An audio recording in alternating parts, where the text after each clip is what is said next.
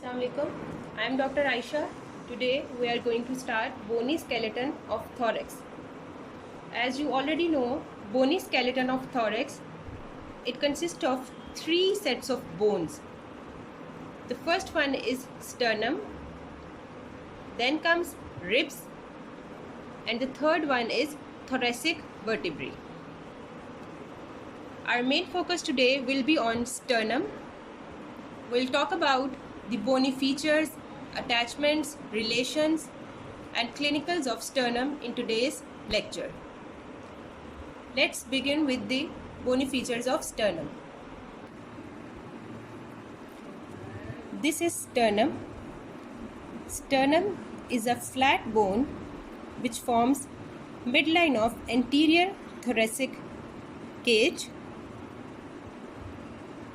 We have one sternum in our body which lies in the midline.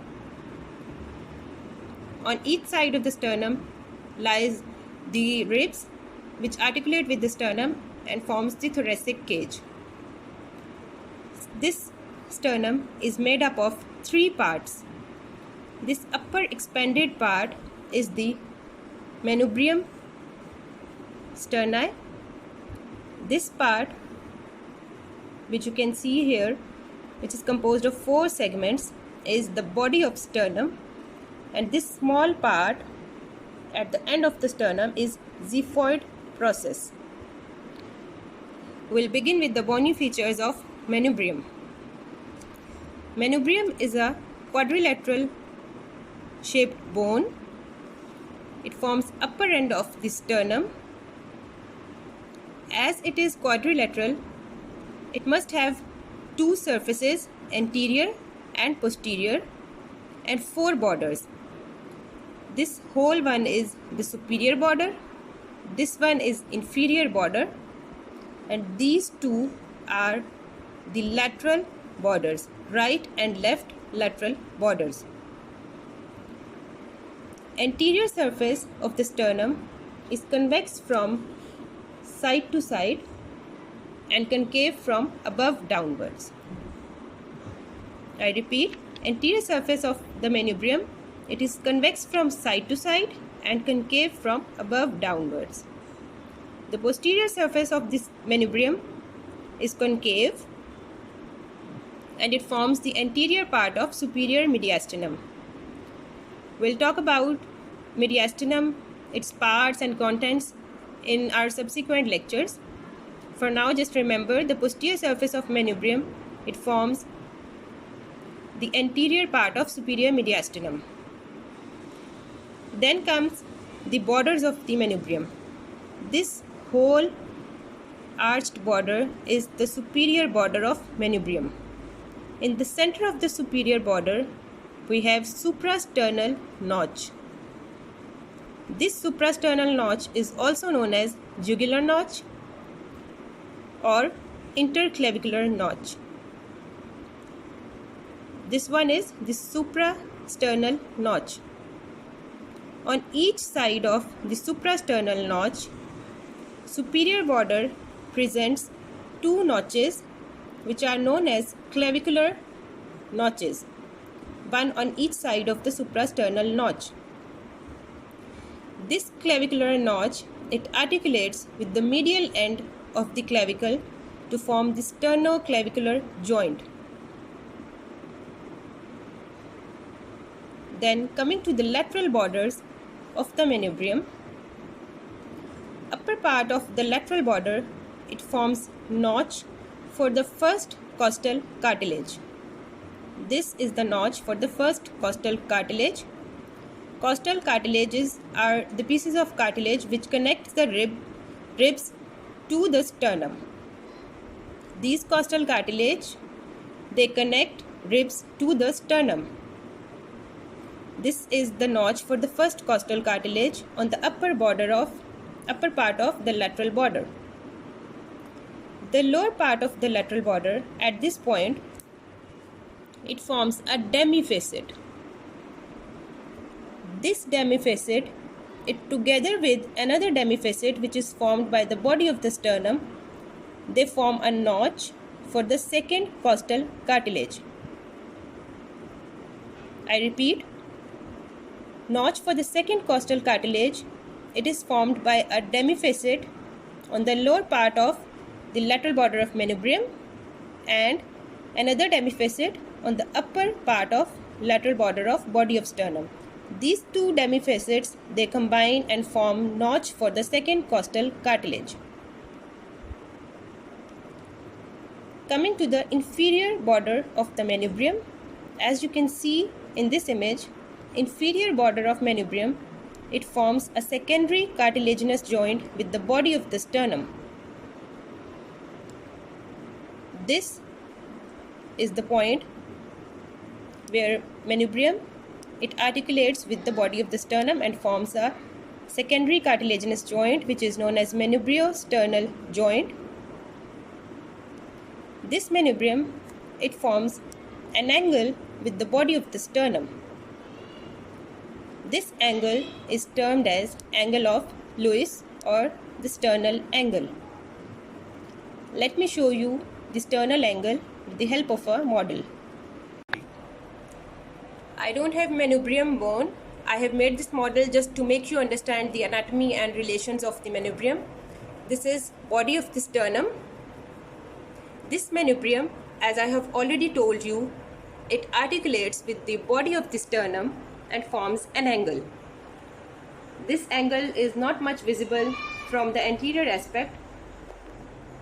If I move the bone like this, the side view of the body of the sternum and manubrium is showing an angle between these two structures.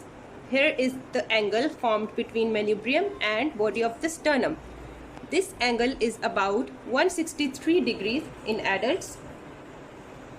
This angle increases during inspiration like this when the bones moves outwards, and this angle decreases during expiration like this when the bones moves inwards, right?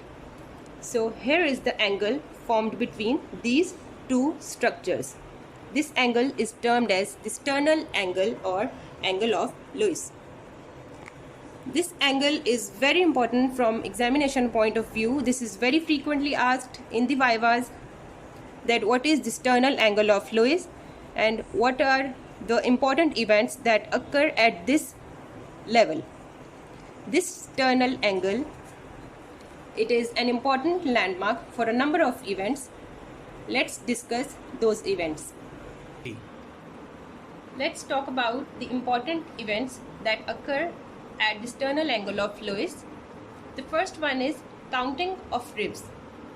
As we all know, that second costal cartilage is attached at the level of manubrio-sternal joint. It is at this level we can count the ribs. The second one is formation of cardiac plexus. Cardiac plexus is formed at this level in the body. Then comes arch of Yota. Arch of Yota, it starts at the level of manubrio-sternal joint as the continuation of ascending aorta. After giving its branches, it ends at the same level and continues downwards as the descending aorta. Let me show you this with the help of a diagram. 3. This is the ascending aorta. At the level of manubrio-sternal joint, it forms the arch of Yota. This is how the arch of Yota looks like. It begins at the level of manubrio-sternal joint. It gives off the branches to the head and neck.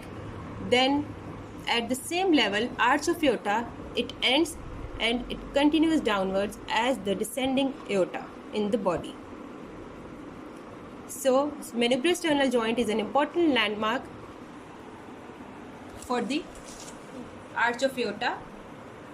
We can know the level at which the arch of Yota begins and ends at this point. Then comes the trachea. Trachea divides into two branches at this level.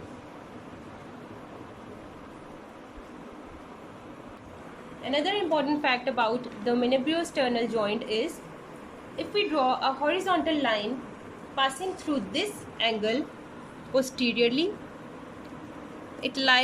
this horizontal line lies at the level of T3, T4 thoracic vertebra. This is anterior side of the body. This is posterior side.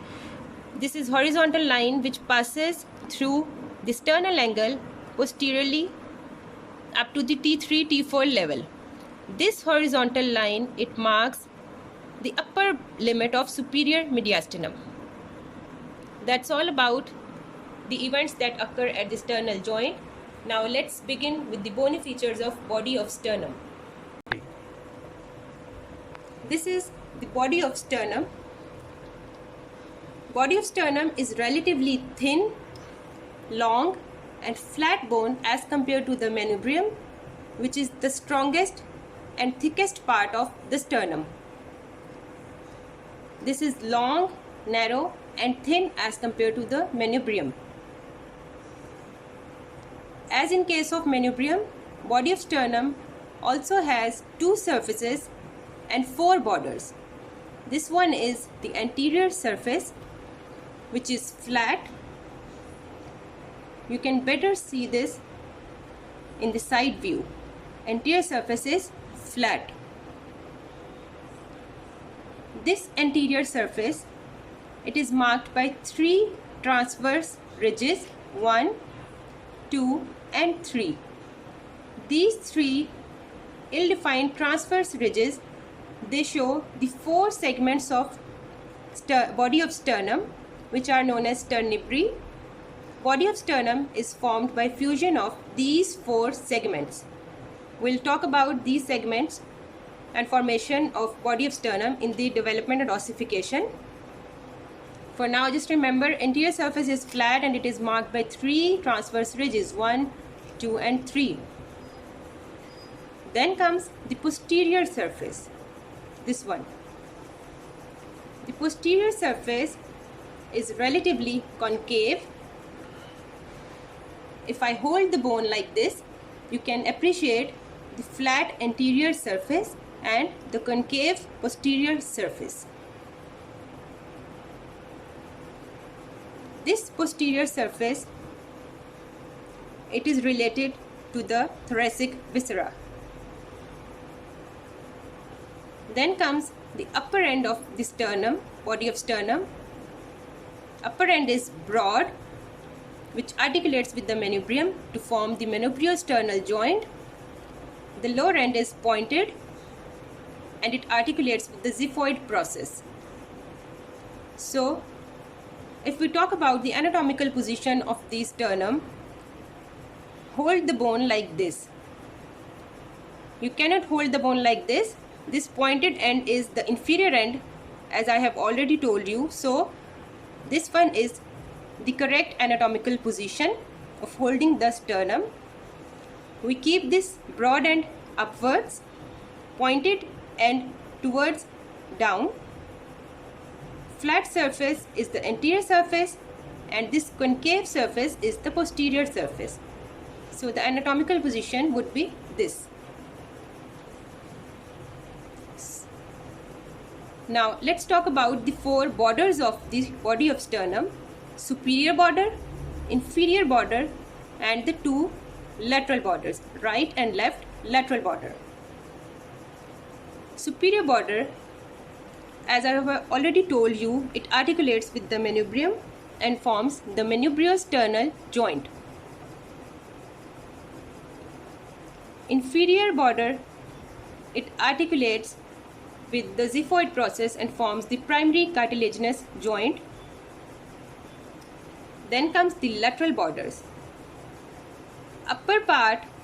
Uppermost part of the lateral border, it forms a demifacet for the second costal cartilage. As I told you previously, this demifacet, it together with the demifacet of manubrium sterni, it forms a notch for the second costal cartilage.